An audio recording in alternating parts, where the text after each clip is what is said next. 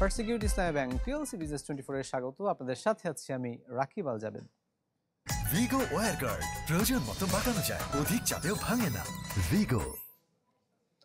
পণ্য রপ্তানি হচ্ছে অথচ সেই অর্থ দেশে ফেরত আসছে না, এমন চিত্র স্বয়ং বাংলাদেশ ব্যাংকের পরিসংখ্যানেই। বিষয়টিকে সরকারের বিভিন্ন সংস্থার তথ্যের গড়মিল হিসেবে দেখছেন ব্যবসায়ী নেতারা। আর বিশ্লেষকদের সন্দেহ গেল মাসের শেষ দিকে অস্বাভাবিক রেমিট্যান্স নিয়ে। বাংলাদেশের বিদেশি মুদ্রায়ের প্রধান খাত পণ্য রপ্তানি। সরকারের নানামুখী উদ্যোগ, নীতি সহায়তায় গেল অর্থবছরে মোট $55 বিলিয়ন পণ্য রপ্তানি করে বাংলাদেশ, যদিও তা লক্ষ্যমাত্রার চেয়ে 4% বেশি কম।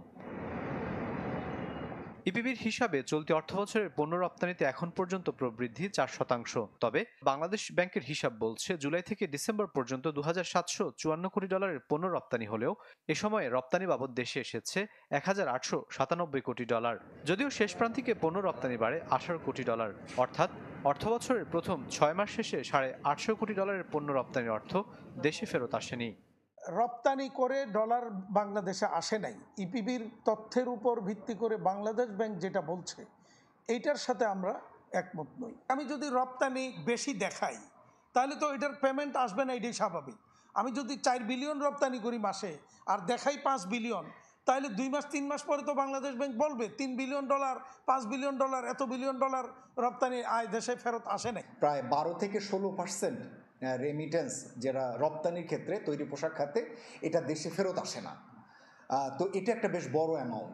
অর্থাৎ প্রতিটি এলসি ধরে ধরে যদি আমাদের এই তদারকিটা হতো, অর্থাৎ যেটা কেন্দ্রীয় ব্যাংকের পাশ থেকে এটা করা সম্ভব, তাহলে এই ধরনের অ্যানোমেলিগুলো আরও বেশি অ্যাড্রেস করার সুযোগ রয়েছে। দেশের জনগণ তবে কি পণ্য রপ্তানির আড়ালে বিদেশে অর্থ পাচার করছে অসাধু চক্র?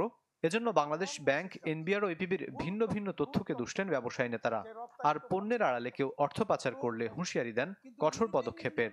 এই সমস্ত যারা জালিয়াতির সাথে সম্পৃক্ত, যারা অন্যায়ের সাথে সম্পৃক্ত, তাদের সাথে বিজিবির কোনো সম্পর্ক নেই এবং বিজিবি কখনো তাদেরকে কোনো পাশে দাঁড়াবে না। বরঞ্চ আমরা সরকারকে, বাংলাদেশ ব্যাংকে, এনবিআরকে আমরা সহযোগিতা করব। এই যে টাকাটি ফেরত আসছে না, এটাতে আসলে অংশ তো এর মাধ্যমে টাকা পাচারেরও ইঙ্গিত পাওয়া যায়। তো সেটা আসলে রোধ করা দরকার, বিশেষ করে বাংলাদেশে এই মুহূর্তে যেহেতু ডলারের ব্যাপক একটা সংকট রয়েছে। রপ্তানির আড়ালে যখন অর্থ পাচার নিয়ে নানা মহলে সন্দেহ, তখন সদ্য সমাপ্ত এপ্রিল শেষে দেশে রেমিট্যান্স এসেছে $204 কোটি। কেবল শেষ দিনেই এসেছে $13 কোটি, আর শেষ 4 দিনে গড়ে 9 কোটি। এমন অস্বাভাবিক লেনদেনকে তাই সন্দেহের চোখে দেখছেন বিশ্লেষকরা। যখন এই যে বড় অঙ্কের অর্থ আসে এবং হঠাৎ করে একদিনে 2 দিনের ভিতরে অনেকগুলো টাকা আসে, তখন ওগুলো কোত্থেকে আসছে সেটা একটু দেখতে হবে। মানে সবাইকে যে বাধা দিতে হবে বিষয়টা এরকম নয়, কিন্তু আমাদের একটু নজর রাখা উচিত যে এই দুটার মধ্যে কোনো অর্থ পাচার হয় এবং এই বড় অঙ্কের অর্থ আসার মধ্যে কোনো যোগসূত্র আছে কিনা সেটা একটু দেখতে হবে। রাকিব আল জাবেদ, চ্যানেল 24, ঢাকা। ইউসিবির সাথে একীভূত না করার প্রতিশ্রুতি দিয়েছেন বাংলাদেশ ব্যাংকের গভর্নর। একথা জানিয়েছেন ন্যাশনাল ব্যাংকের নতুন চেয়ারম্যান খলিলুর রহমান। তিনি বলেছেন যে প্রতিষ্ঠানটিকে আগের অবস্থানে ফিরিয়ে নিতে 1 বছর সময় পেয়েছেন তিনি। তবে কেন্দ্রীয় ব্যাংকের মুখপাত্র বলছেন একীভূতকরণের সাথে সম্পর্ক নেই বোর্ড পুনর্গঠনের। পরিচালকদের যদি অনীহা থাকে তাহলে একীভূত হবে না ব্যাংকগুলো। ন্যাশনাল ব্যাংক লিমিটেড বেসরকারি খাতের দেশের প্রথম বাণিজ্যিক ব্যাংক। বর্তমানে ব্যাংকটির আমানতকারীর সংখ্যা 20 লাখের বেশি, আর বিতরণ করা ঋণের পরিমাণ 42,259 কোটি টাকা। নানা অনিয়ম ও জালিয়াতির কারণে এই ঋণের 32%ই পরিণত হয়েছে খেলাপিতে। পরিস্থিতি আরও ঘোলাটে করে শিকদার পরিবারের দ্বন্দ্ব। এমন অবস্থায় অধ্যাপক সৈয়দ আরাফাত আনোয়ারকে চেয়ারম্যান করে নতুন বোর্ড গঠন করে বাংলাদেশ ব্যাংক। তবে তাতেও পরিস্থিতির উন্নতি ঘটেনি, উল্টো বিপত্তি বাধে ইউসিবির সাথে ন্যাশনাল ব্যাংকের একীভূতর ঘোষণা। কেন্দ্রীয় ব্যাংকের সাথে দেন দরবারে একমত হতে না পেরে বৃহস্পতিবার একযোগে পদত্যাগ করেন সৈয়দ আরাফাত আনোয়ারের বোর্ড। বাধ্য হয়ে 4.5 মাসের মাথায় ফের নতুন বোর্ড গঠন করে দেয় নিয়ন্ত্রক সংস্থা। নিয়োগের একদিনের মাথায় ন্যাশনাল ব্যাংকের বোর্ড সভার ডাক দেন ব্যাংকটির নতুন চেয়ারম্যান খলিলুর রহমান। ডাকেন সাংবাদিকদেরও। সভা শেষে জানান, গভর্নরের প্রতিশ্রুতিতে ইউসিবির সাথে একীভূত হচ্ছে না ব্যাংকটি, এজন্য সময় পেয়েছেন 1 বছর। মার্চ করতে চাইছিল, আমরা বাংলা ব্যাংকে বলছি যে দেখেন এটা জনগণের ব্যাংক, আমরা এটাকে মার্চ করতে রাজি না। আমরা যারা দায়িত্ব ছিলাম তখনই আমরা একমত হই নাই এটাকে মাছ করার জন্য, আমরা বলছি এটাকে মাছ করবো না। বাংলাদেশ এটা আমাদের কথার উপর রাজি হয়েছে, এই ব্যাংকটাকে আমরা 1 বছরের মধ্যে আগের নিয়মে যাইতে পারবো বলে আশা করি। এদিকে ন্যাশনাল ব্যাংকের বোর্ড সদস্যরা কে কোন প্রতিষ্ঠানের প্রতিনিধিত্ব করছেন এমন তথ্যের উত্তর মেলেনি। আর এক কোশ্চেন উত্তর হবে না, এটা আমি আপনাদের কাছে প্রতিজ্ঞা করতে পারি। আর সমাধান আরেকদের। এদিকে সুর পাল্টিয়েছে বাংলাদেশ ব্যাংকও, বলছে কোনো পর্ষদ না চাইলে জোর করে একীভূতকরণ হবে না কোনো ব্যাংকের। একীভূতকরণের সঙ্গে এই বোর্ড গঠনের কোনো সম্পর্ক নাই। আর আমরা আপনাদেরকে আগেও বলেছি, একীভূতকরণের প্রক্রিয়াটার মধ্যে কিন্তু ব্যাংকের সকল শেয়ার হোল্ডারদের সম্মতির ভিত্তিতে এটা হবে। ন্যাশনাল ছাড়াও বেসিক, পদ্মা ও বিডিবিএলকে অন্য ব্যাংকের সাথে একীভূতকরণের ঘোষণা দিয়েছিল কেন্দ্রীয় ব্যাংক। এরপর থেকেই শুরু হয় নতুন অস্থিরতা। মাসুম মিয়া, চ্যানেল 24, ঢাকা। এদিকে একীভূত হতে নারাজ রাজশাহী কৃষি উন্নয়ন ব্যাংকও। কেন্দ্রীয় ব্যাংকের নির্দেশনা থাকলেও নিজেদের অনিচ্ছার কথা জানিয়ে অর্থ মন্ত্রণালয়ের দ্বারস্থ হয়েছে ব্যাংকটি। ব্যাংকের সবশেষ পর্ষদ সভায় বলা হয় যে উত্তরাঞ্চলের অর্থনৈতিক উন্নয়নে ব্যাংকটির রয়েছে প্রত্যক্ষ অবদান। এছাড়া প্রতিষ্ঠানটি লাভজনক, তাই একীভূতকরণের বিষয়েও ভাবতে হবে। তবে সরকারি প্রতিষ্ঠান হয় কেবল কেন্দ্রীয় ব্যাংকের নির্দেশনায় যথেষ্ট নয়, লাগবে অর্থ মন্ত্রণালয়ের লিখিত নির্দেশনাও। পরে অর্থ মন্ত্রণালয়ে চিঠি পাঠায় রাকাব।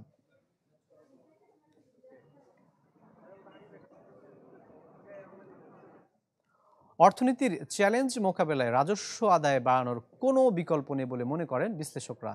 আর ভ্যাট আইনে অসঙ্গতির জন্য কর সংগ্রহ বাড়ছে না বলে জানান এনবিআরের সাবেক কর্মকর্তারা। পলিসি এক্সচেঞ্জ আয়োজিত প্রাক বাজেট আলোচনায় উঠে আসে এ সকল বিষয়। আসছে বাজেটে কৃষি, তৈরি পোশাক, চামড়া শিল্প সহ সম্ভাবনাময় 6 খাতে প্রত্যাশিত বরাদ্দ নিয়ে এই অনুষ্ঠান, যার আয়োজক বেসরকারি গবেষণা সংস্থা পলিসি এক্সচেঞ্জ বাংলাদেশ। যাতে উঠে এলো দেশের বর্তমান অর্থনীতির নানা সংকটের চিত্র। বলা হয়, গেল কয়েক বছরেই মন্দাভাব দেশের অর্থনীতিতে, যা সামাল দিতে দরকার চড়া মূল্যস্ফীতি নিয়ন্ত্রণ, কর্মসংস্থান তৈরি আর প্রবৃদ্ধি বৃদ্ধিতে নজর।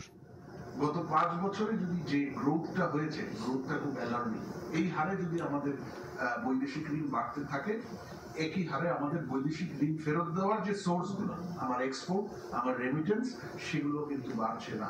সুতরাং এই যে বক্তারা বলেন, উন্নয়নশীল দেশে রূপান্তরের পর রপ্তানি খাতে কমবে নানা সুযোগ। তাই প্রস্তুতির এখনই সময়। চামড়া খাতের সম্ভাবনা তুলে ধরে কার্যকর পদক্ষেপের দাবিও ছিল তাদের। We can introduce a central bonded warehouse facility এবং এটার এক্সাম্পল কিন্তু ভিয়েতনাম, চায়না, ইন্ডিয়া, শ্রীলঙ্কা এগুলো দেশে হিউজলি আছে। আইএমএফ এর যে কথাগুলো যেগুলো আইএমএফ বলছে, এটা কিন্তু আমরা বিগত 10 বছর ধরে একই কথা বলে আসছি, কিন্তু ওখানে কিন্তু আমরা we never saw any action ওটার উপর। বৈশ্বিক নানা সংকটে উঠে আসে কৃষি অর্থনীতির গুরুত্ব। তাই দাবি আসে কৃষি খাতে বরাদ্দেরও। পাশাপাশি তথ্য প্রযুক্তি খাতেও বরাদ্দের দাবি উদ্যোক্তাদের।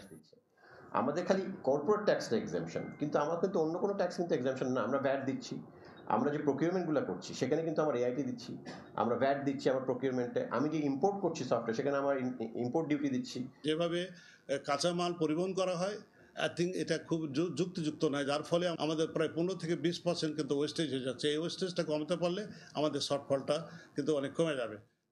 রাজস্ব আয় বাড়াতে কর ছাড় কমানোর পক্ষে মত দেন এনবিআরের সাবেক সদস্যরা। পরামর্শ দেন সময় উপযোগী করনীতি গ্রহণের। আমাদের ট্যাক্স এক্সপেন্ডিচার বললেন যে 1,10,000 কোটি, আসল ফিগারটা অবশ্যই বড়। আমরা এনবিআর হিসাব করছি, ওটা মোর দ্যান 2.5 লাখ কোটি টাকার উপরে। তা 2.5 লাখ কোটি টাকা আমি ছেড়ে দিচ্ছি। এবার কেউ যখন বলে যে আমার ট্যাক্স রেভিনিউ কম, তাহলে এইটা বলার সময় ওইটাকে মাথায় নিয়ে বলতে হবে। তবে সব ছাপিয়ে অনুষ্ঠানে উঠে আসে উৎপাদনশীল খাতে বাড়তি বরাদ্দ আর বাজেট বাস্তবায়নের দক্ষতা বৃদ্ধির বিষয়টি। সত্যি বলার সময় আসছে কিন্তু আমি বলি অবশ্যই।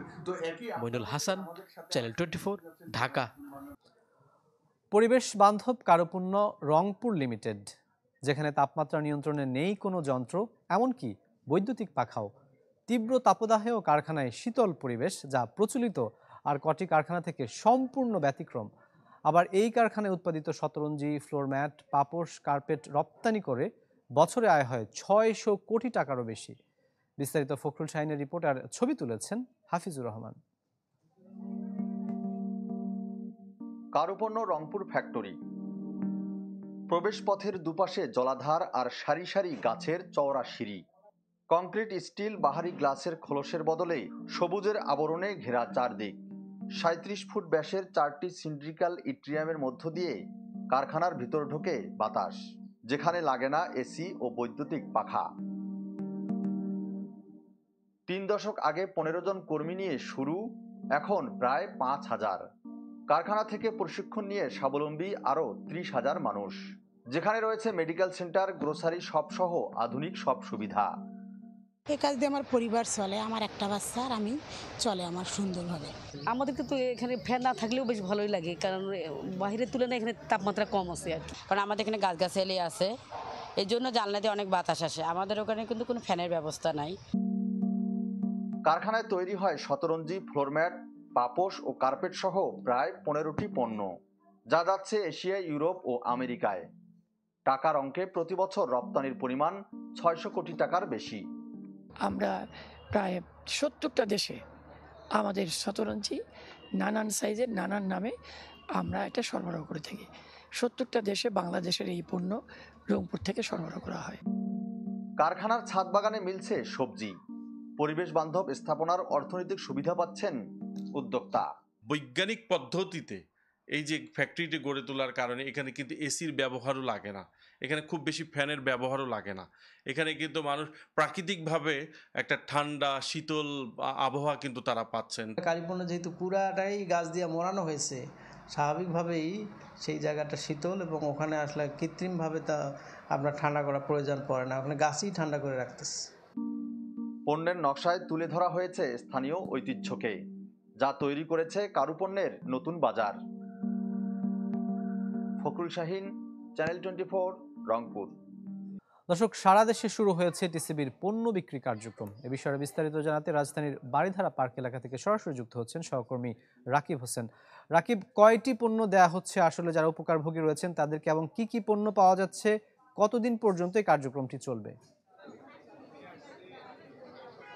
রাকিব, আপনি জানেন আসলে বাজারে দীর্ঘদিন ধরে এক ধরনের অস্থিরতা বিরাজ করছে, যে কারণে সাধারণ মানুষ যে নিত্য পণ্য ক্রয় করবে স্বস্তিতে সেই সুযোগ নেই, যে কারণে সরকার আসলে টিসিবির মাধ্যমে অনেকটা ভর্তুকি মূল্যে কিছু পণ্য সাধারণ মানুষের কাছে বিক্রি কার্যক্রম চালাচ্ছে অনেক দিন ধরেই। তো সেই কার্যক্রমেরই একটা অংশ হিসেবে চলতি মে মাসে এর কার্যক্রম আজকে শুরু করেছে। তো এখানে মূলত হচ্ছে সয়াবিন তেল দেওয়া হচ্ছে, মসুর ডাল এবং চাল। সয়াবিন তেল প্রতি লিটার 100 টাকা দরে 2 লিটার সয়াবিন তেল দেওয়া হচ্ছে, এবং মসুর ডাল 2 কেজি প্রতি কেজি 60 টাকা করে, আর চাল দেওয়া হচ্ছে 5 কেজি প্রতি কেজি 30 টাকা করে। মোট 470 টাকার এই প্যাকেজ যাদের কার্ড আছে, অর্থাৎ টিসিবির কার্ড আছে, তারাই কিন্তু এই পণ্য নিতে পারছেন। তো আজকে মূলত বাণিজ্য প্রতিমন্ত্রী আহসানুল ইসলাম টিটু এই কার্যক্রমের উদ্বোধন করেন। এখানে টিসিবির চেয়ারম্যান ছিলেন এবং সিনিয়র বাণিজ্য সচিব তপন কান্তি ঘোষ ছিলেন। তো তারা যেমনটি জানিয়েছেন, আসলে এই টিসিবির কার্যক্রমের মাধ্যমে যেই মানুষগুলো, যেই 1 কোটি মানুষ উপকৃত হচ্ছেন, মূলত 1 কোটি পরিবার, এখানে প্রায় 5 কোটি মানুষ উপকৃত হচ্ছে বলে তাদের দাবি। তবে যে প্রশ্নটা থাকছে সেটা হচ্ছে যে এই যে কার্যক্রমটা চলছে, এই কার্যক্রম কতটুকু স্বচ্ছতার মাধ্যমে হচ্ছে, কতটুকু যারা এই উপকারভোগী আছেন তারা কতটুকু এই পণ্য পাওয়ার উপযুক্ত, সেটা নিয়ে এখনো প্রশ্ন থেকে গেছে। সে নিয়ে কিন্তু বাণিজ্য মন্ত্রণালয় কাজ করছে এবং টিসিবি আরও সংস্করণের কাজ চালাচ্ছে, যাতে যারা এই পণ্য পাওয়ার উপযুক্ত তারা যেন এই পণ্য পায় সেই ব্যবস্থা তারা করছে। রাকিব, এই ছিল আমার কাছে সর্বশেষ।